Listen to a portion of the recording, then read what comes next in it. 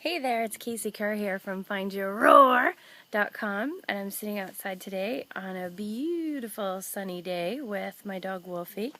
Hopefully you can see him down here. Can you see him? There he is. Hey, buddy. So, he is the inspiration for what I want to talk to you about today. So as I continue working through my own emotional blocks and barriers, I'm constantly looking for anything that I can pass on to you, that I can share with you. Any lessons, any information, tools, tips, epiphanies, that's going to help you to get unstuck, to reach your potential. To be your best for your clients, for your family, for yourself, and for this world. So that's really what this is all about. I told you a few weeks ago that I started working with a mentor to help me to heal, basically, eliminate, transform some of the core blocks that I've discovered. And I believe I was drawn to him as a spark, really, for me to create my own healing process. And I'll be sharing more of that with you over the next few weeks. And I'm really excited about it, but it's not fully baked yet. So, but anyway, while I've been working with him, I've had some amazing experiences and I've healed some stuff. But it also left me feeling a little insecure that, that I needed somebody else. It was a real challenge for me to actually go ahead and hire him emotionally, because let's face it, this is what I do for a living. And I felt like, geez, if I can't do this for myself, how can I really do this for clients? But then I realized, it's like that physician heal thyself, right? You can only scratch your own back in so many places, and there's that one spot that you just cannot reach. So you can either contort yourself and go crazy trying to scratch it, or you can just turn around and say, hey, can you scratch my back? So that's what I did. But emotionally it was difficult, and financially it was difficult because I hadn't budgeted for it, and it was quite an investment. But I really felt like it was something that I needed to do. Say that again. It was something that I needed to do, and I'm glad that I did it. And one of the things that I've gotten out of it is something that I really didn't anticipate getting. One of the big things I've gotten out of it is this affirmation, I guess, or confirmation that even though I've had some difficulty in healing some of these blocks in myself, that the most important thing was that I was able to discover them. And that seems to be the piece that I find with my clients where they have the most difficulty. And I'm realizing that the discovery, that understanding at a very deep level of what is really going on with you, and what beliefs have contributed to these blocks, and how they were formed, and how they're all tied to each other. Discovering that is really the most important and the most powerful part of this whole healing process. If you're a healer, or you have access to or use yourself, or, have any experience using some of these really powerful tools, tapping, EFT, the emotion code, Psych K, even some of the energy work, body work that people do, all of it has had an impact on my life, and I've seen myself and my clients. I've had, friends who've had amazing experiences with it, with some of these things, Reiki, mastering alchemy, craniosacral therapy.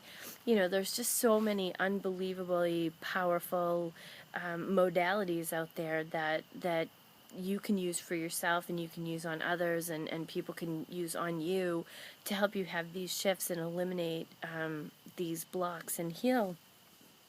But none of it is possible or deep enough without doing that deep discovery work that is just the most critical thing. And what I realized in working with this mentor was that regardless of what his healing process is, I was still bringing that to the table. I was still doing that deep discovery work that was really instrumental in me moving forward. And as a coach and as a mentor and a healer and a teacher, that's what I bring to my relationships with my clients. And that's what I'm teaching them, and I'm teaching you, want to teach you how to do for yourself, because then any tool that you use can be powerful. And you can use different tools at different times depending on what you gravitate toward. But if you can do the discovery, and if you can really get to that level yourself, then that's really the best thing that you can do for yourself. So to that end, I wanted to share a little story and I guess a method for you for discovering your own blocks and barriers. And I mean, going beyond the surface level of recognizing what the challenge is. And I mean going beyond being able to make a connection between that challenge and some experience in your past that is related to it. That stuff is great, but it's fairly superficial. I'm talking about going really deep to understanding what the beliefs are, and what caused them, and what coping mechanisms you're using to prevent you from seeing those beliefs. That's the kind of depth I'm talking about with regard to discovery. And your life is giving you clues every day. It is pointing you in the direction of where you need to be looking. We just miss it.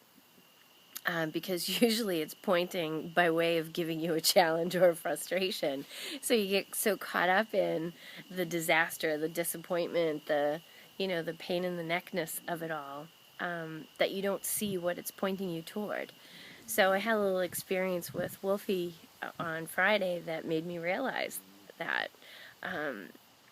Well, it didn't make me realize that. I've known that, but it gave me a new thing to look at in terms of finding this information. So I recognize that he and I are very similar. He's very willful, and he's a French bulldog, and they are incredibly stubborn and willful. And I'm also very willful. I used to run my whole life on my will. Just believing that I could do something and forcing and pushing and being persistent until I actually achieved it, or in many cases made myself totally crazy. So I get the willfulness, and I look at him all the time for that, because we are mirrors, right? Everything in our life is a mirror for us.